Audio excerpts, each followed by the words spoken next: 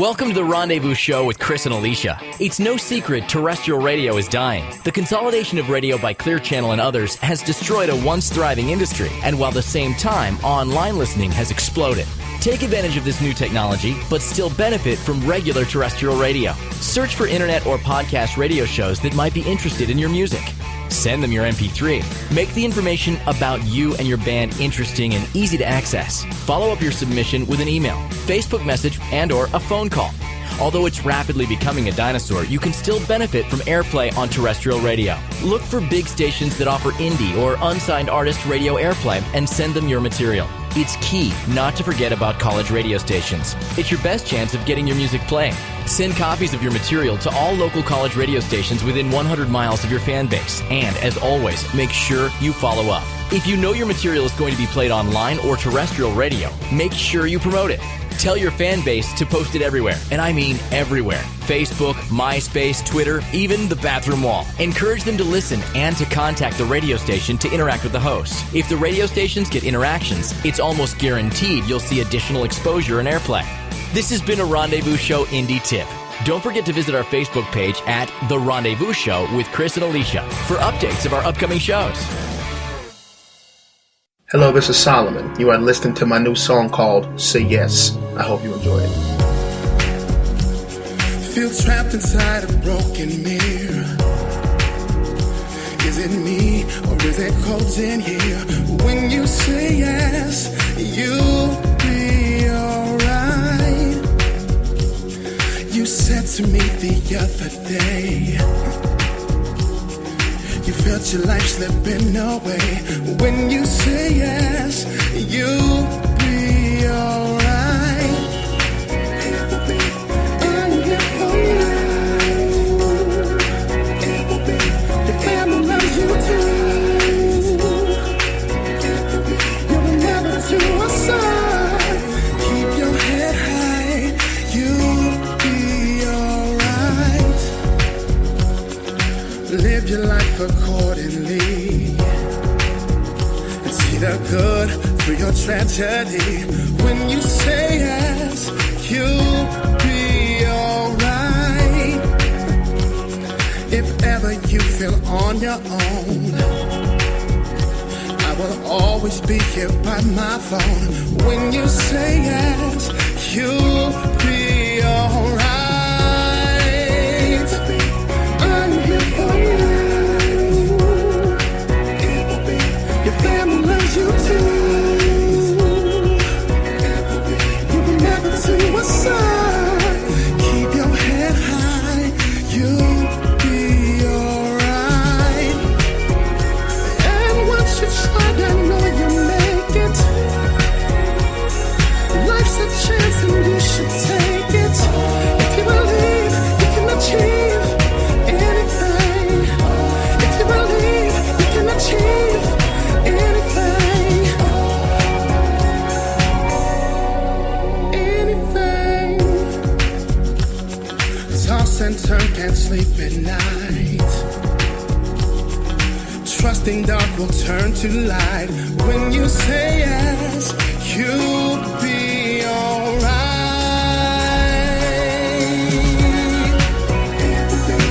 I'm here for you.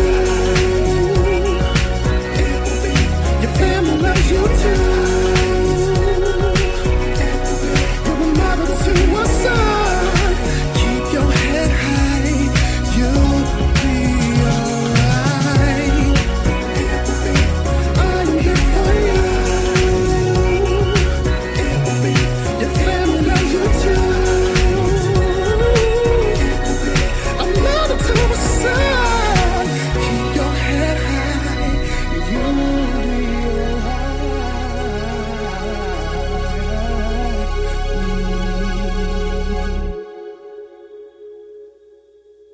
You're listening to The Rendezvous Show.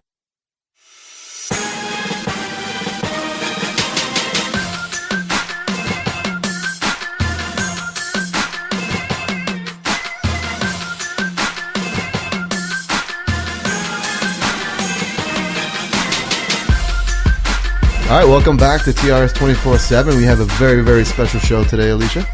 Extremely special. I mean, I feel like Christmas morning. Listen, since I woke it's up. so funny because excited. I got to just tell you a quick story here. So, I wake up this morning, I get a phone call really early in the morning, and it's Alysia. She's like screaming. She's like, "Oh my God, I'm so excited! I'm gonna meet this particular person that's in studio." And I'm like, "All right, calm down." I said, "Get your butt into the studio and we'll talk about it." And she comes to the studio and she didn't like stop looking out the window for like 2 hours. She's like, "Oh my God!" I go, he just texted me. He's running late. He's running a little late. There's a lot of traffic. She's waiting outside. I go, "Are you waiting for a package? I mean, are you waiting for UPS? What's going on here?" And I guess she wanted to meet her counterpart, because I always tell Alysia that she's like Christmas morning, because she's always happy, she's always energetic. And this particular person that we have in studio, along with his crew here, he's been on our show before, and I alluded to the fact that he is the male version of Alysia. Right? Yeah, since day one, since the first time we had our in-studio guest on from Jump, Cris is like, "Oh my God, you're just like Alysia. You're the male." I mean, this is our third interview that. Oh my God, just introduce him already. Okay, ladies and gentlemen, we want to introduce Solomon Witherspoon. What's up? Hey, what up? What's going on, brother? you guys? How you guys doing, man? We're doing good, man. Let me tell you, I mean, she was excited, but I get excited, but you just don't see it. Inside, I'm like Alysia right now. So Now, just so you know. And it's funny because when you pulled up, I think Josh was driving the huge van. I was literally out the window, right? And I told you where to park. Let me tell you something. Today's garbage truck pickup day. I mean, the garbage truck's coming to pick up the garbage. So she was in studio here doing something on her laptop. She heard the garbage. She goes, "Oh my God, that's them.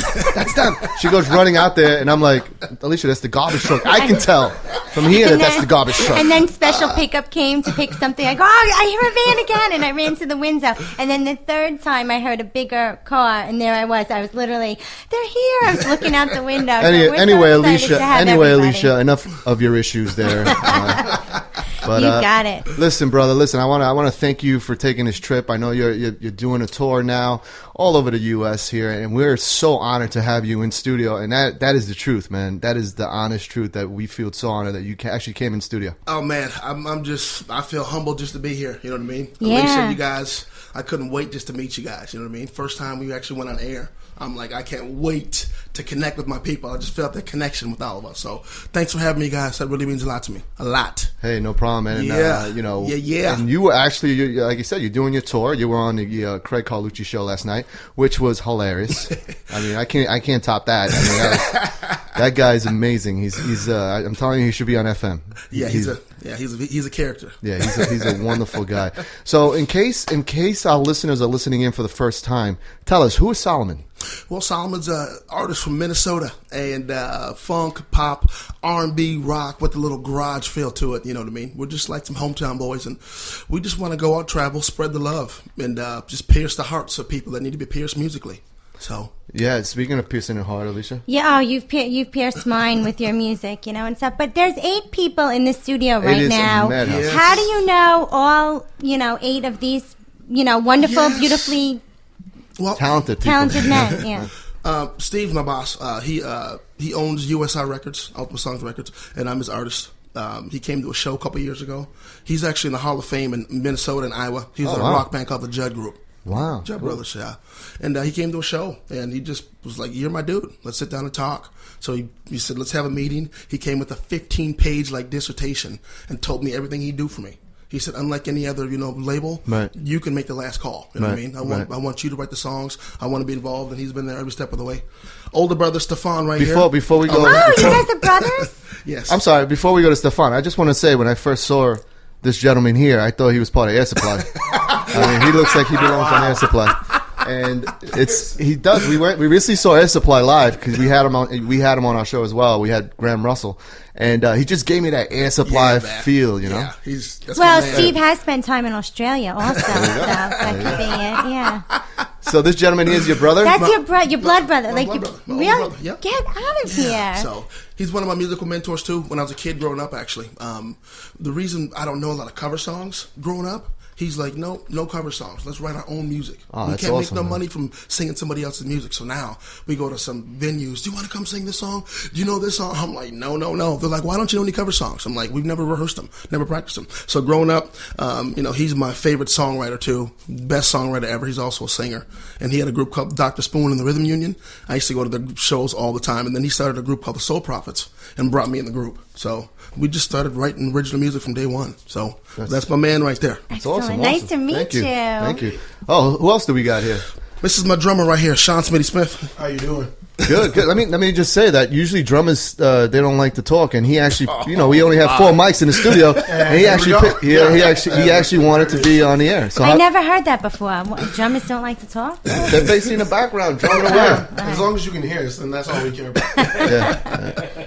Awesome. Well, thank you for being on our show. Who else do we got here? Right here, we got my guitar player right here. His name is Jay Smooth in the Jay house. Smooth in the He's- house. He's a Hi. quiet one right here. And right behind Jay Smooth, we got Ryan Butler, my bass player. Dub. you Yep. doing? Very Tracy Blake in the house, my other guitar player. awesome. Nice. Awesome. Welcome. Then we got my man right here, Mr. JD Shave, my manager, the man that makes everything happen. He's like my drill sergeant. If it's time to wake up, get up, do this, yes, sir, I captain. He's everybody's drill But sergeant. he's awesome, though. He woke you up tonight? Well, Oh, did you have to wake him up tonight? Since Yes, when you're in New York, it's but that's my man, though, so he takes care of all of our photo stuff and everything. He's a huge blessing. Yeah. Let me just tell you, it's an eclectic looking group. I mean, you got all. I mean, it just speaks volumes of what your music is about. Basically, Yes, sir. Yes, it's a sir. very eclectic sounding music, and yet you have an eclectic band behind it. Yeah, absolutely. Yeah, with so many of you guys, how do you get together to jam, to practice, to record? I mean, is it difficult with all the different schedules? Actually, it's not at all. Everybody, we have the same vision, the same goal. We want to go out there and make this happen. There's only one way to do that. You have to start in the rehearsal room. You know what I mean? So we meet up 5 times a day and rehearse. 5 times a day? I'm sorry, 5 times a week. Whoa. Sometimes 2 a day. Listen, I Nice know, catch, Rich. I know you're a football player, but there's no such thing as 5 a days. There's only, it's only 2 a days. You know what I mean? So, Absolutely. Yeah. Yes, sir. Yeah. Right. And speaking about your football career, you actually played football. Yeah. Tell us about that. I went to, after high school, I went to a JUCO called Rick's College, all Mormon school, and then went to Southern California for a year and a half. Then I finished up in Nebraska.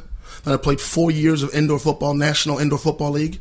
Then I was invited to 3 NFL combines, Cowboys, Falcons, and the Bears. So Awesome.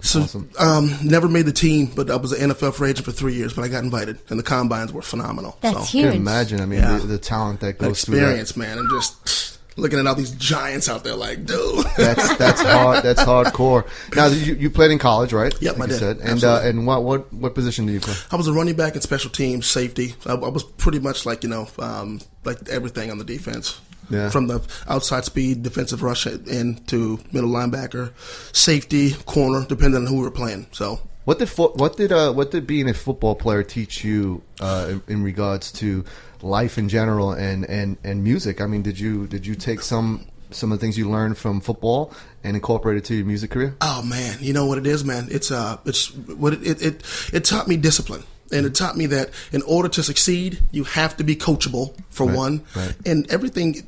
A part of an organization, you have the president, you got the head coach, you got the captains. So it just taught me just when, everybody has a role to play. And all you have to do in this life, don't do too much. Just do what you're told to do pretty much. Stay in your line and everybody wins. It's a team. Do what you do best. Yes, sir. Absolutely. Everybody has a specialty, and that's how life is in general. Yeah. Like Alysia, like right now, I do all the technical stuff, and sometimes I'm here pulling my hair because I learned all this. The way Alysia and I met was because I was a DJ and she was in developments with this show, and she was going to be the only host. And then, long story short, she convinced me to co-host, and here I am. And the only thing she didn't tell me was that she didn't only need music; she needed a technical guy. Sure. So I had to learn this. You know what I mean? I had to learn how to edit and all this stuff, and I learned it on my own. I learned it by watching. So long story short, I'm good at this. She's got great people skills. Absolutely. I don't. You know what I mean? So she's got great people skills. I'm better off behind the scenes. You know what I mean? See, Chris, you are my counterpart. Yeah, there we go. There you go. But long story short, though, just football taught me everybody needs to be coachable in order to get to that Super Bowl championship, you have to be united as a team, period. No matter what you do. Yeah. Now, have you guys ever disagreed? Oh, Yes. Tell us about that. Well, it's just quick stuff. Solomon's like, I feel like it, mainly when he's on stage, Solomon will groove one song for 45 minutes. He looks at me like, yeah, let's keep going. I'm already looking at him like, I'm ending this song now. We're going to the next song. People wanted to hear the album. He's like, no, dude, the groove is great. Yes, I know. Stop. Let me tell you something. He's the one that eats the Oreo cookie like one slice at a time, like one cracker at a time, licks it. You know what I mean? Takes his time eating the Oreo cookie. Is that it? And then he's like, look, it's seriously the best cookie I've ever eaten. I'm like, Solomon, we got to finish the bag, dude. Come on. That's amazing. But you know, I think in order to grow, you know, you have to have them growing pains per se. And, you know, no pain, no gain. And when I was a kid, I didn't understand the really meaning behind that, but it makes complete sense to me now. You know, it's always good to get in an argument, and it's not how it starts, but it's how it finishes. Now you're speaking about pain, and you know, your music is amazing, but you know, there's always a story behind your music and stuff like that. And speaking of pain, you've been through some struggles in your life. Absolutely. You come from a very large family, and tell us about that struggle growing up, and you know. Stuff like that. Well, my father was a pastor, and I had a brother murdered and a sister murdered. And when you go through something that type of tragedy, either you can let it affect you and let it get you down, or you can let it build you up.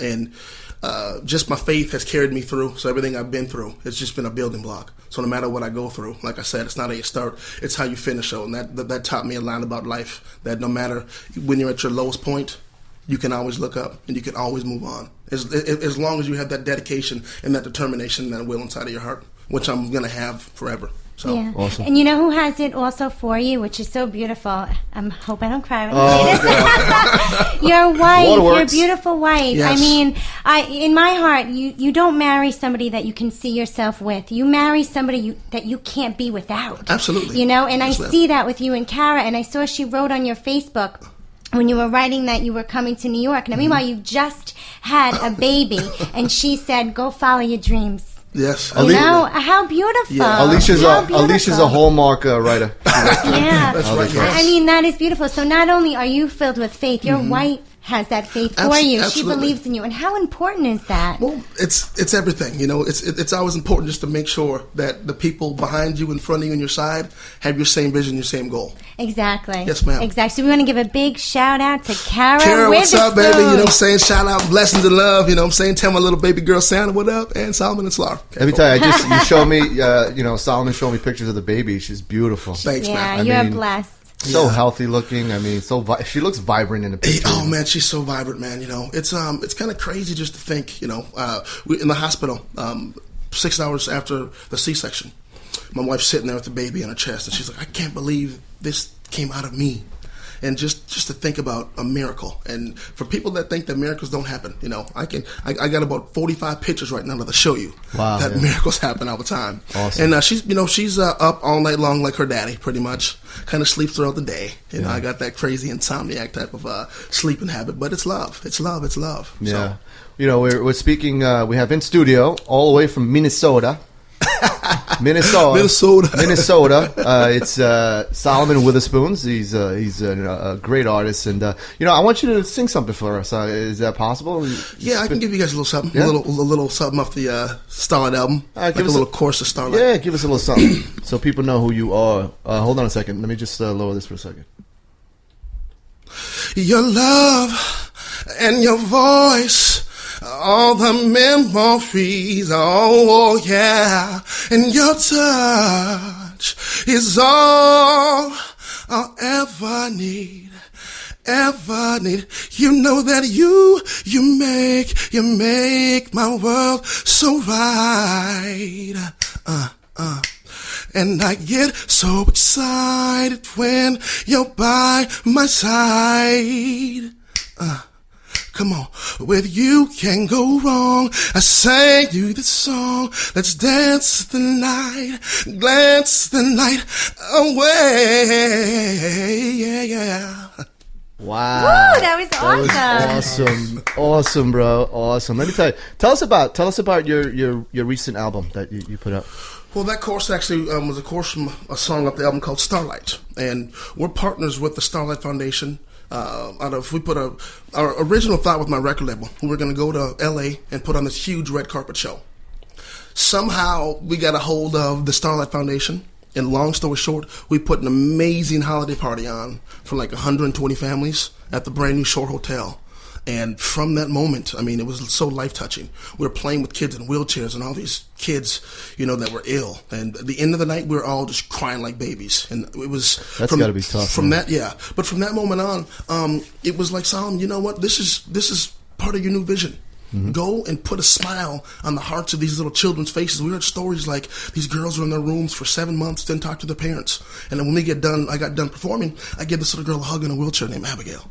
And she kissed me. And her mom starts crying. I lean back. I'm like, I'm so sorry. I thought I got too close. She's like, no, she actually hasn't kissed her father like that in 7 months. So it was kind of crazy. Oh, wow. Yeah, but you don't know what you have. That's got to be the highlight of the trip here. I mean, being able to touch people like that. And that's something that you do really, really well. And yeah, thanks. I appreciate that. So back to Starlight, though. So that first foundation, the Starlight Foundation, we wrote a song for the Starlight Foundation called Starlight. And when the tragedy happened in Newtown, Connecticut, we sent off the song Starlight to thousands of people, NBC, CNN, Fox, everybody. And somehow we got an email back from the musical director at Sandy Hook Elementary. And my boss said, hey, you have to check your email. So they played it for a few of the families there. Wow. So that's kind of how the direction came about and our new focus and everything. So now the money that's part of the money goes to the foundation, or does it all go to the foundation? How does that work? Well, actually, we're a nonprofit organization, and we actually we put the parties on ourselves. Okay. So we've actually been able to run our own charity event pretty much. Okay. So when we do put fundraisers on, we do divvy a fraction of our profits, proceeds to a few different of our organizations. Oh, cool. Yep. Alysia? Excellent. Yeah, now you know what I wanted to talk about? You have two guitarists. Mm-hmm. You have your drummer. The drummer who hasn't spoken yet. He's got a mic. I'll say it a little bit. Now, are you guys all involved? You guys are all involved in the Starlight yourselves. Are any of you involved in any other charities or organizations that you want to talk about as well? Or we're all Starlight just the main? Majority of us are church musicians, and so we're definitely in the ministry. That's part of why we do what we do, and why it was so appealing when Solomon approached us. We love giving back just because that's in our nature to do. We've all been raised in that. With us all getting together, we're all like brothers. And so even though it's eclectic and it looks different, and that's very surface because we're all literally the same person underneath. Let me just say this. I was a police officer for 6 years in Brooklyn, Bedford-Stuyvesant. And if this crew right here were to walk in Bedford-Stuyvesant, they would think that you guys were all cops. Nice. Yeah. So, seriously, that's the honest truth. I'm just saying. Yeah. That's how eclectic this band is. Yeah, what's cool about it is our diversity. Right. And what makes life easy is when you're a part of a team and everybody has the same vision. You know what I mean? Now, let's face it, we've all, witnessed a lot of teams that one person has their own agenda and somebody else is all about themselves. And we know there's no I in team. So everybody, we're a team. We're just united, and it just feels so good at the beginning and at the end of the day. Yeah, like we all have that same vision. So it's been a blessing. Yeah, you have to. Yes. Because you have when you move, you never move forward by yourself. You move forward when you're in a group. You just keep going, and you guys have such great faith. Now, are you guys considered a Christian group? Are you Christian crossover? Are you secular? What kind of music are you? Well, first of all, I am a Christian, absolutely, to the nines, and I keep my faith always in front of me. Yes. Always. I know, we could talk for hours here on that. Yeah. Yes, ma'am.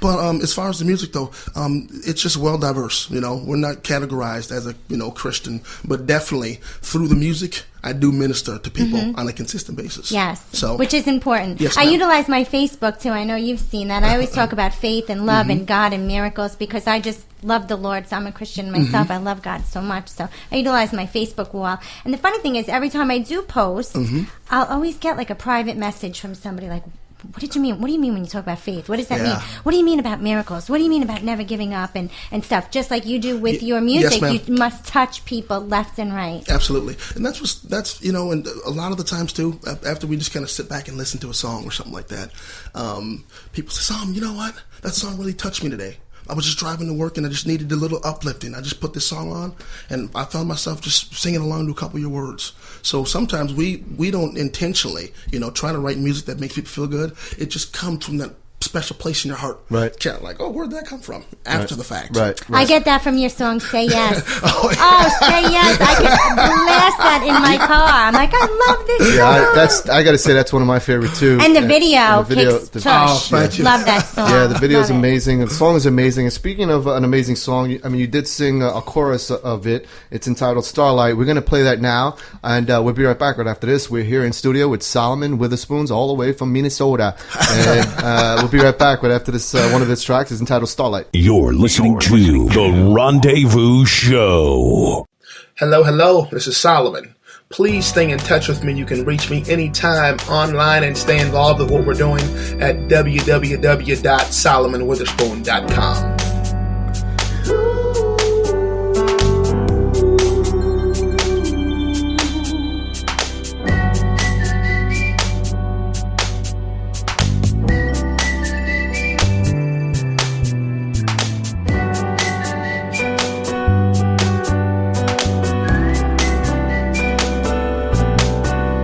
Let's make a wish together. Starlight family, stay forever.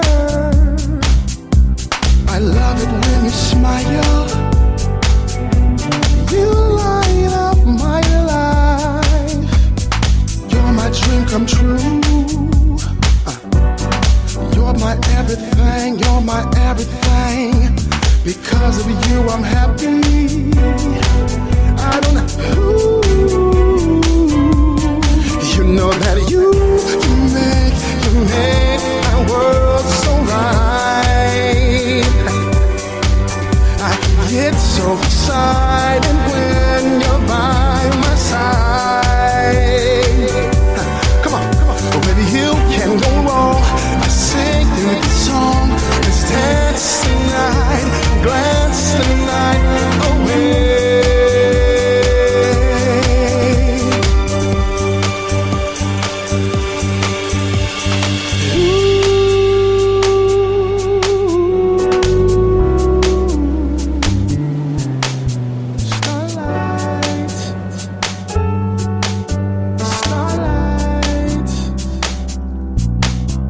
Your love, your voice, all my memories, and your touch is all I'll ever need.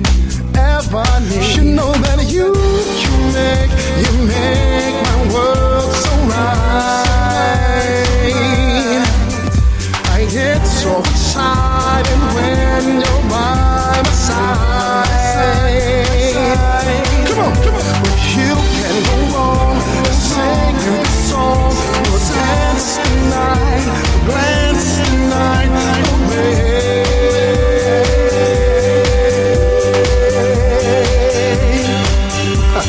You know that you make my world so right.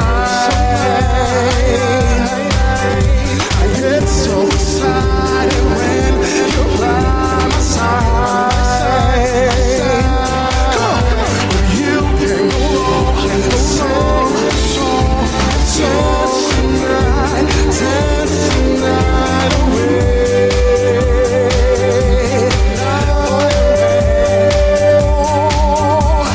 You know that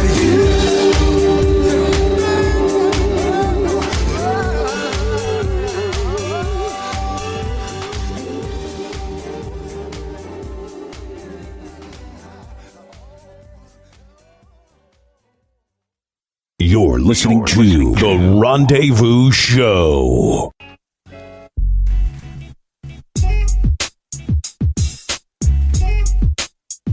All right, welcome back to TRS 24/7 here on a special day, Alysia.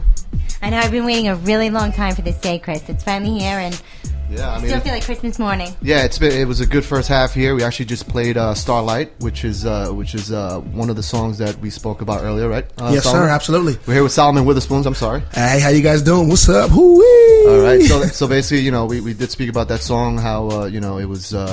Tell us about that song really quick, in case people are just listening in right now. We wrote that song for some of our charities, and they actually played that song at Newtown, Connecticut for some of the families.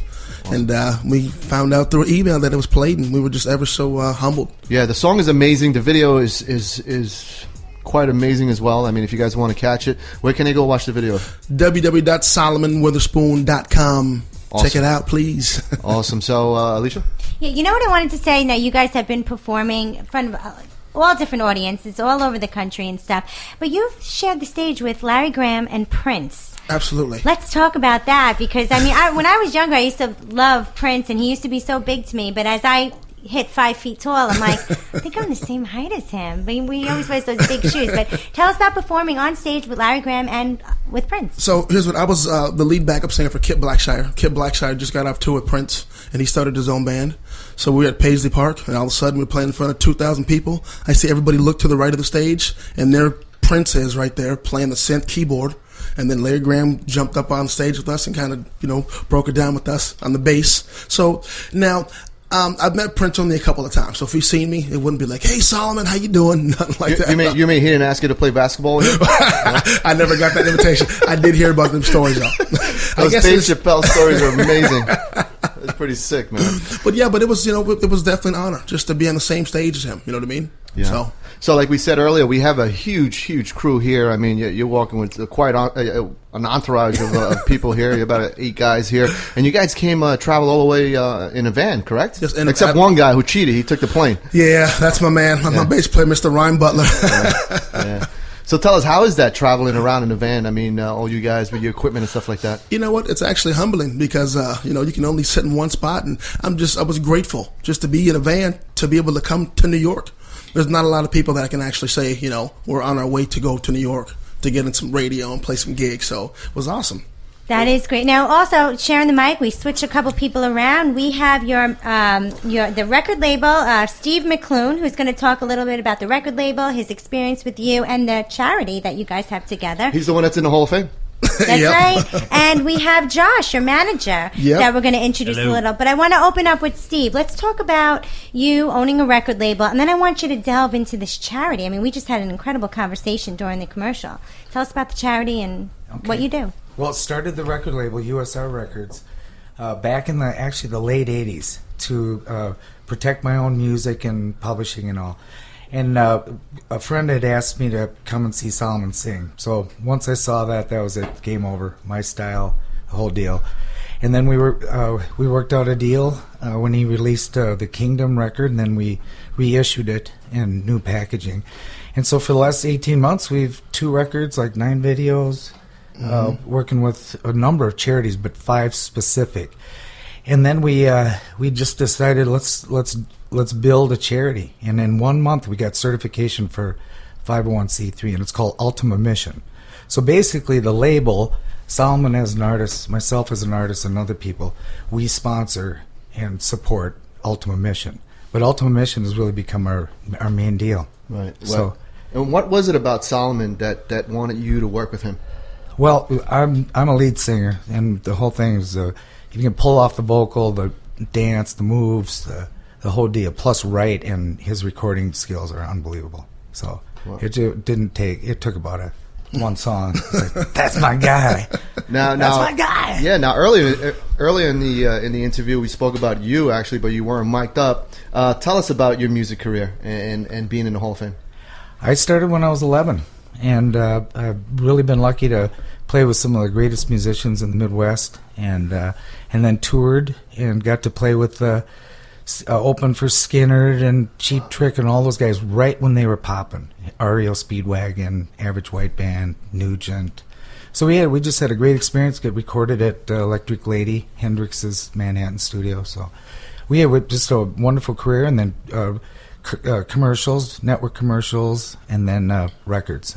I just finished my 27th record. So. Oh my God! Wow. Yeah, that's huge. Yeah, you're in Hall of Fame. Let's talk about that. Yeah, with Midwest Hall of Fame, with a great band from the cities in Rochester, Minnesota, and then a band from Iowa that I was in. So I was just really lucky to have played with so many great musicians. And then now to, this is like a reprise. Back on the road. What? Yeah, you're young again, That's right. Not that you're old, but you're feeling that young. I am. You're not having hash flashbacks, are you? That's right. So when did this record label come about? When did you decide to do this? Was it because you saw a lot of talented artists out there that you wanted to help, or what was it? Started for myself, really, because we got ripped off when we did records, just like Prince and everybody else got ripped off. So we just built it so it'd be artist supportive. Artist comes first. And so basically, initially, it was to do my own records, close friends, and then have publishing and everything legally covered, etc. So that's like a reoccurring theme here. We hear it all the time from artists from back in the day. We've interviewed Billy Vera, Bobby Caldwell. We interview all these artists, great artists from back in the day, and they all say the same thing. Record labels back then were a bunch of thieves, man. Yeah, it was crazy. It was terrible. Yeah, it was terrible. So we did our own thing, and now we have that own thing. And there's still a thing about a record label. They don't know my background or anything else. So we really just see that Ultimate Mission is the way to go, and the label and the artist can support it. So. That's wonderful. I have a mentee. I'm her mentor, and she's a journalist, and she wants me to, get her out there on red carpet events and television and kind of follow me in my writing and do what I do best. And one of the things that I always tell her, she should definitely hook up with a charity first and foremost, to find something that she really loves, to be able to give back. Because I can't stand those people that become big and then their career goes down and they say, oh, let me get involved with a charity now so I could seem like I'm this great celebrity. No, you're not, So I really commend you guys on what you're doing. Now, Steve, before we turn it over to Josh, one thing that Cris and I always ask people, we always ask an indie artist tip. So being a heavy hitter for so many years, being in the Hall of Fame, singing, performing on stage with some great people, being in just the great man that you are, what would be the greatest tip or the biggest piece of advice that you can give an indie artist that's just starting out? Maybe a lesson that you learned the hard way. Or I think it comes down to you follow your dream and you never stop and you don't look back and you don't listen to anybody else if they're trying to pull you down. You absolutely go for it. Absolutely.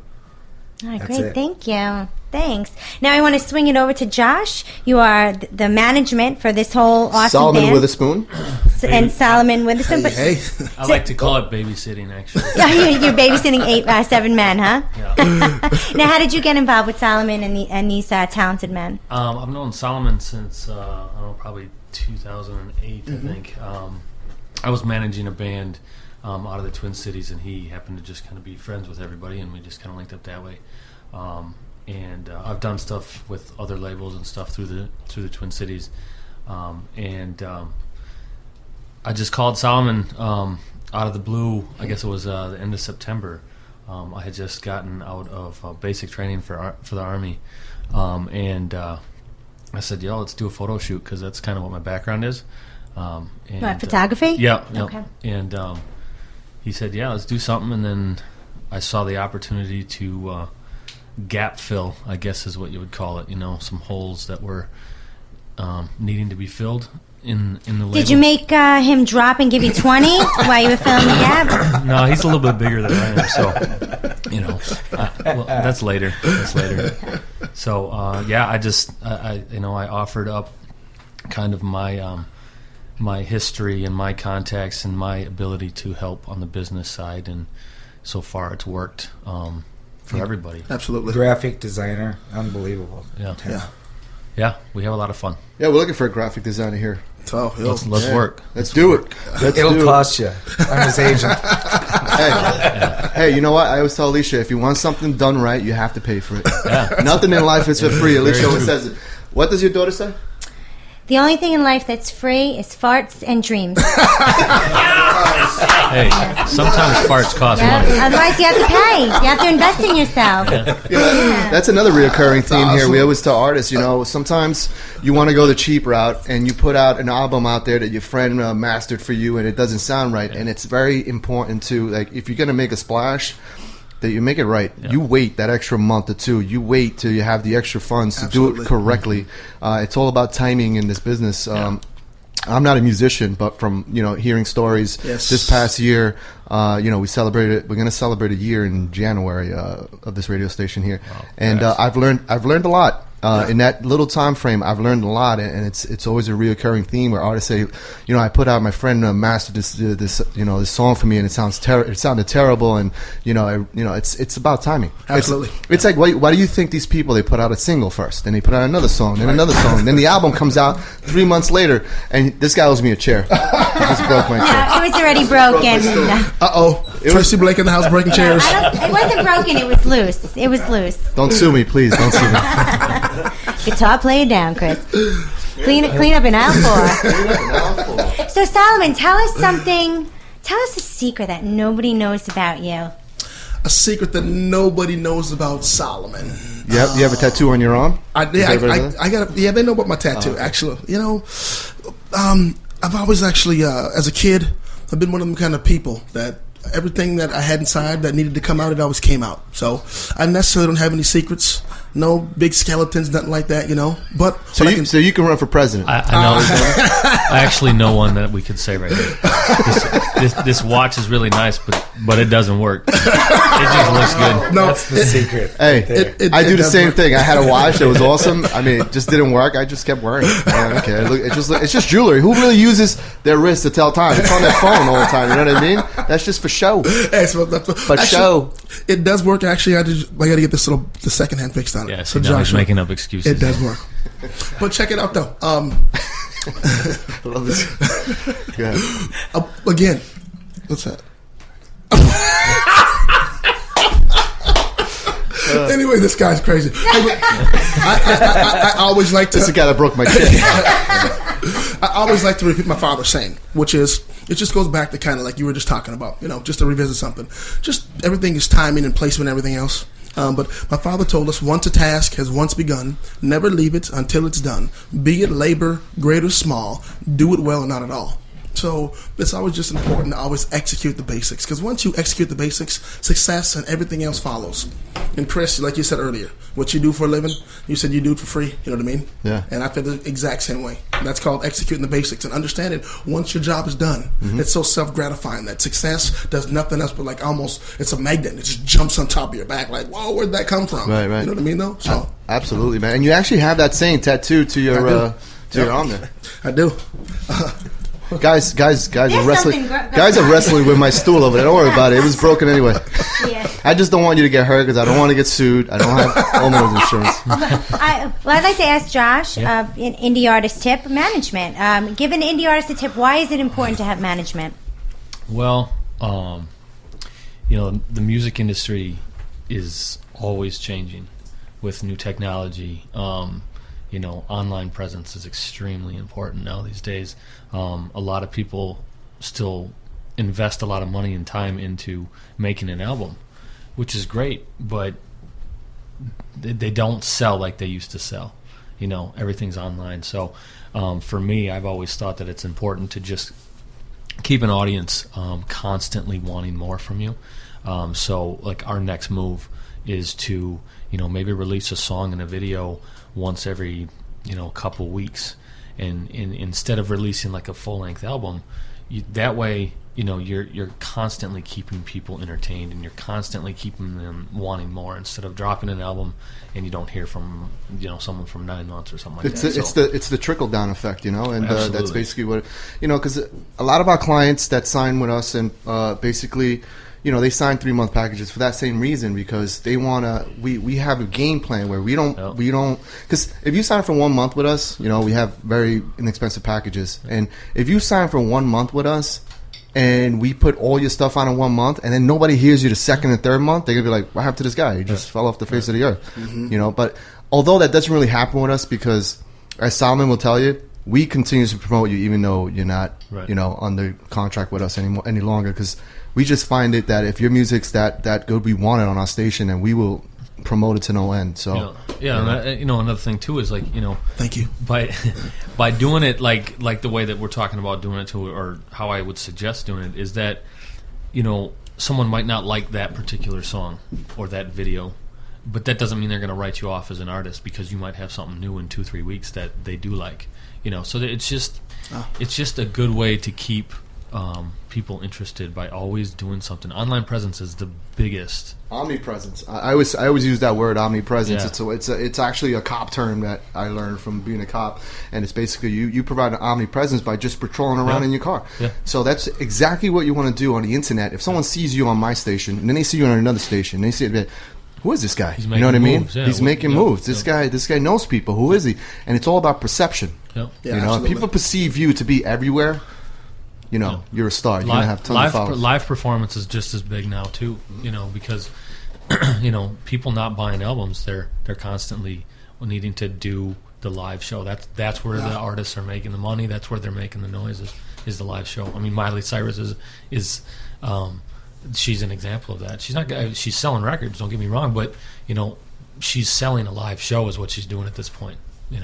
She's selling that brand. She knows exactly what she's doing too. Yeah, she is selling that brand. It was a very strategic move that she did. She did it on purpose, and people were appalled by it and shocked, but it worked. People paid attention. Madonna's school of marketing. It's worked. That's exactly what I said. I said she's doing exactly what Madonna did. It's different now these days. It's not like what Madonna did. It's it's a generational thing. It is a generational thing when it comes to promoting music. And again, I don't want to keep saying this, but we have artists that have been on the show who have been big stars for years. And they say the same thing. They had to shift the way they market themselves. They had to learn the new technology. They had to learn what's selling now, because records, like you said, are not selling. You're not making your money from record sales because you have all these other people with their hands in the jar. You know what I mean? So you're not making any kind of money on that. You remember going into like Best Buy back in the day, and there were aisles and aisles and you don't aisles have that anymore. There's one aisle, and it's everything. It's one aisle. Yeah, well, we are on the line again. Actually, on the line. We are in studio all the way from Minnesota. Snuck me. What is wrong with me? We have a really good connection. All the way from Minnesota. We have Solomon Witherspoon, his manager, his record label, and an awesome group of 8 men in our TRS 24/7 studio in Queens. Okay, before we cut to a break, Solomon, indie artist tip from Solomon Witherspoon. All the artists out there, no matter what anybody tells you, it doesn't matter how old you are or how young you are. Follow your passion, follow your dream, and if you feel that something's right, just take it and run with it, because so many people tell you what to do, but just follow your passion, period. Awesome. Well, you know what? Can you sing a little chorus of another song for us before we end the interview, and then we'll end it with another one of your tracks? Sure. Let's see here. I will sing you the chorus for Story. Okay, yeah, cool.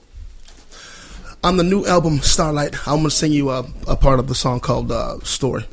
It goes like this. It says, for today, how does your story go?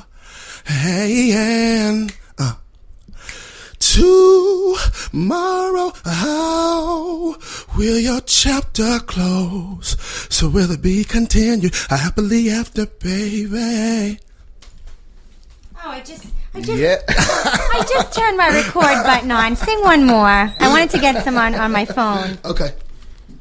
Father taught me years ago, careful what you do and say, 'cause life ain't no joke. Living and learning along the way, trying to recap from mistakes I've made. Ooh, for today, how does your story go? Hey, and yeah, tomorrow, how will your chapter close? Will it be continued happily after, baby? Ooh, that was wow. great. Josh will be so proud of me because you said he was a photographer. How could I have not put that on video? Thank you so much. And you guys, I love you guys so much. Thanks for having us. Yes, listen. Love you guys. Before we end the interview, I seriously, I want to thank you guys for coming in studio. Solomon, it was a great honor to meet you actually in person, and because of the internet and technology nowadays, I felt like I knew you already, and I will know you for a long time. Absolutely, my man. And I'm looking forward to going to see you perform tonight in New York City, Lower East Side, which is a melting pot of all different type of music and stuff like that. You go down to Lower East Side, you go from bar to bar. There's a live act going on wherever you go, and we're looking forward to seeing you. And maybe afterwards we can, grab a drink or two. Absolutely, and better believe it, and hang out. I want you to take this opportunity before we play this last track here and then an interview with it, Knocking at Your Love. Mm-hmm. Where can people contact you if they want to book you? Where can they purchase your music? All that stuff. www.solomonwitherspoon.com. You can go there, and actually everything is up, from our tour dates to our gigs to our merchandise to absolutely everything. And hey, once again, Cris and Alysia, I love you guys so much. This means a lot to me. Man, you guys have definitely, man, went above and beyond of our expectations. Man, thanks for having our video on your site for 3 months, man. It's been awesome. We've hit over like 300,000 views, so it's been awesome. Awesome. So thank you guys, man. Well, listen, tell us about this song that we're going to end the interview with. It's entitled Knocking at Your Love from the Starlight album. Yeah, this song is just called Knocking at Your Love. This song just is a guy thinking of a girl, kind of like in a car riding with the windows down, and exactly how she makes him feel all the time when she's with him and when she's not with him. And all he wants to do is just knock like at her door, but knocking at her love. Right. So yeah, just about a guy just thinking about his girl saying, "Baby, I love you." Right. Well, listen, much love to you and your crew here. Again, thank you very much for being on our show. And guys, seriously, if you guys want to see the version of Alysia, simply type in Solomon on YouTube, and you can see all his music videos there, and his performance. The way he performs is the way he is off the air. He's the same person, and we're looking forward to watching you tonight. My man, thank you guys. All right, thank you. Love you guys. All right. You're listening to The Rendezvous Show. Hello, this is Solomon. Please stay in touch with me. You can reach me anytime online and stay involved with what we're doing at www.solomonwitherspoon.com.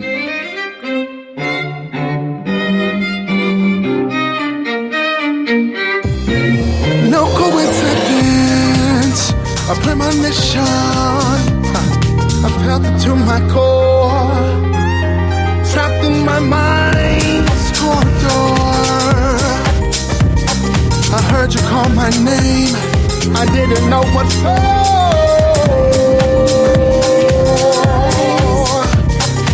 I realized your love was knocking at my door. Knocking at your love. It goes knock, knock, knock, knock, knock. Knocking at your love.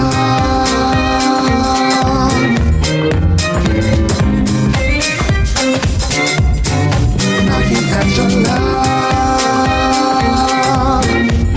it goes knock, knock, knock, knock, knock, knocking at your love.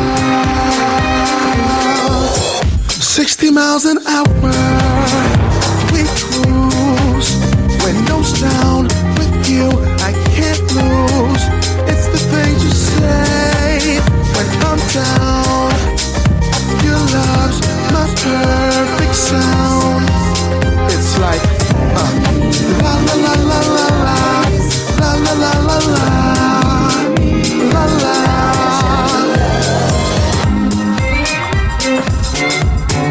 Knocking at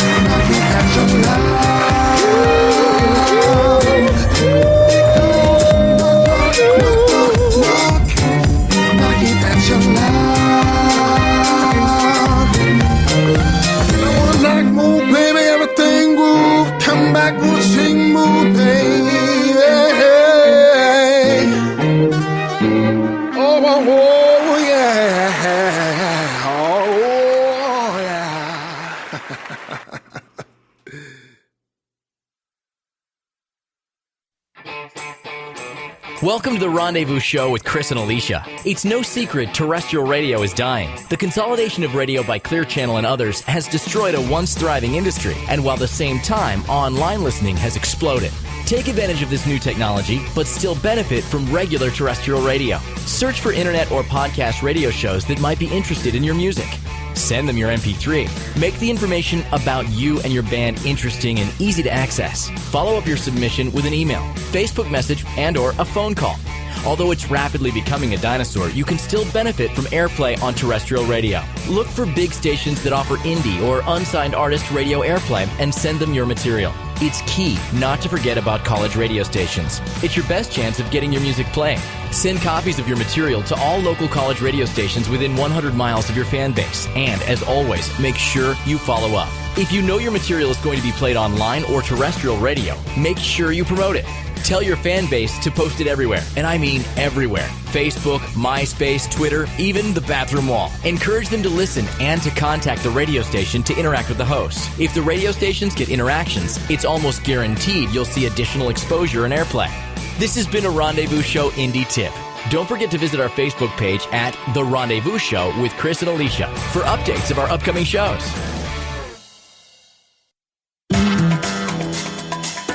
The Rendezvous Radio Show is an eclectic broadcast that showcases an array of people, from musicians, sports players, business owners, and charities. We raise awareness of our guests through writing, music, radio, television, advertising, and social media outlets. From personal interviews and written articles about yourself, your business, or your clients, to creating a personalized book or professional biographies, we got you covered.